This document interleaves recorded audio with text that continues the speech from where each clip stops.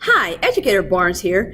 And last week, when I started off National Poetry Month, I started off the week with a poem that I wrote. So I'm going to do the same this week. I'm going to share with you a poem that I wrote of Villanelle called Life in My Failing School. But before I share with you that villanelle, as a teacher, I feel that it's important for me to share with you what makes a villanelle a villanelle. So next you'll see an explanation from me about all the parts of a villanelle, and I will use Dylan Thomas's Do Not Go Gentle Into That Good Night, and then I'll share with you my villanelle, Life in My Failing School.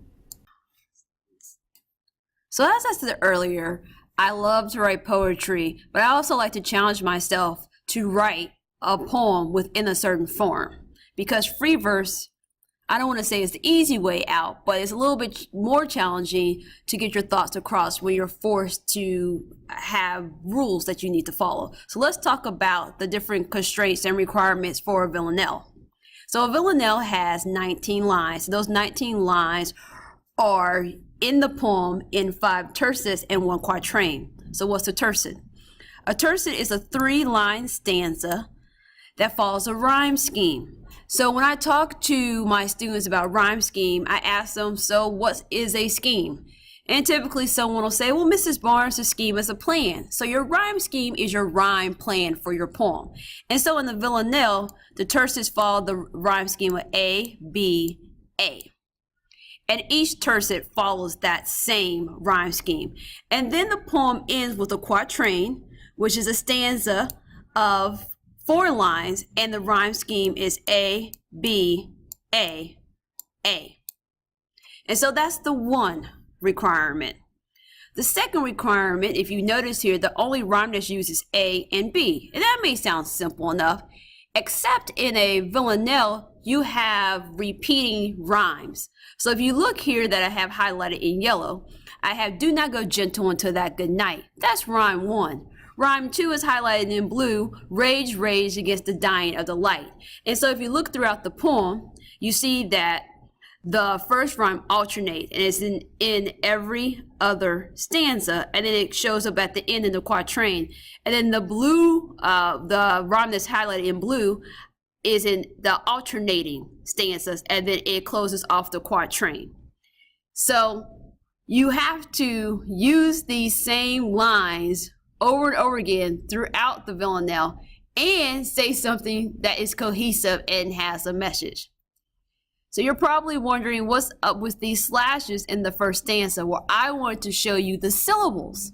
So not only do you have to follow this rhyme scheme, you have to have the 5 tercets and the 1 quatrain, you also have to have the same amount of syllables in each line. So I just did the first stanza for you, but if you look here, do not go gentle into that good night. And that is 10 syllables. And each line, if you would go through this whole entire villanelle, each line has 10 syllables. So it doesn't have to be 10 syllables. You can pick the amount of syllables you want to use, but if you pick the number 14, and every single line needs to have 14 syllables. And so that is the restraints or the confinement of a villanelle.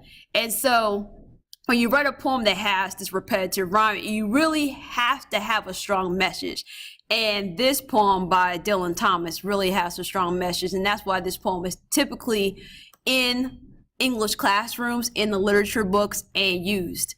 So I'm going to share with you a villanelle I wrote that was published a couple years ago. This is my 12th year as an educator, and throughout the majority of my career, I have worked in struggling, failing schools. And when I sat down one day to write a poem, I decided I'm going to write a villanelle. But I started to think about being in a failing school, but from the perspective of the student. And this poem, A Villanelle, Life in My Failing School, it was published in August 2016 by Whirlwind Magazine, and I would like to share it with you today during National Poetry Month. Staff, students, and families just passing through, trying to hold out during the bad weather. That is how life subsists at my failing school. Society blames parents, say they're lazy fools. Could they bear our hardships and not be feathered? They are constant spectators just passing through. Focus is reading and math. Scores must improve. No more science or art. This isn't clever. Life is monotonous at my failing school. My classmate just enrolled. Now he just withdrew. Switched to a charter, they sent a tempting letter. One more transient student just passing through. Principal took a job. He couldn't refuse. Job in the burbs, they say he's a go-getter. He couldn't endure life at my failing school. Top teachers lose feel. To us they say adieu. I don't know if it will ever get better when so many keep passing through. But that's how life remains at my failing school. And writing from the perspective of the student just really solidifies the reason I have chosen to work in failing schools. At one point in my career, I was working at an A school. In many of my friends' opinion, it was a quote-unquote cush job. But I chose to leave that job to go from an A school to an F school, and working in that school was one of the best experiences I've had professionally. And I will tell you right now, some of the hardest working teachers are in failing schools. And that just sounds like, how can you say that? How can you say the hardest working teachers are there?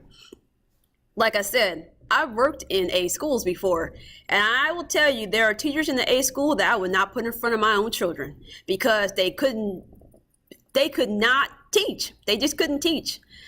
They are just riding on the fact that their students came prepared. They came from good homes. That the students didn't have any struggles, so they could get by on some pretty poor lesson plans and, quite frankly, a very low skill. And so in a failing school, you have teachers that are working their butts off, and you have teachers in A schools that couldn't last a day at a failing school. And so when I think about students in the school and I think about some of the things I wrote in this poem, these are some of the reasons why I fight so hard and I advocate for more resources, more structures and supports in those schools, because a hardworking teacher just isn't enough. And so when people say to me, well, how can you say there are hardworking teachers in the schools? There are hardworking teachers, but there's other factors that get in the way of progress being made. Or there's progress that is made, but it just isn't enough for certain repercussions to happen at those schools. And so that's my poem today for National Poetry Month. Tune in tomorrow to see what I'll share then.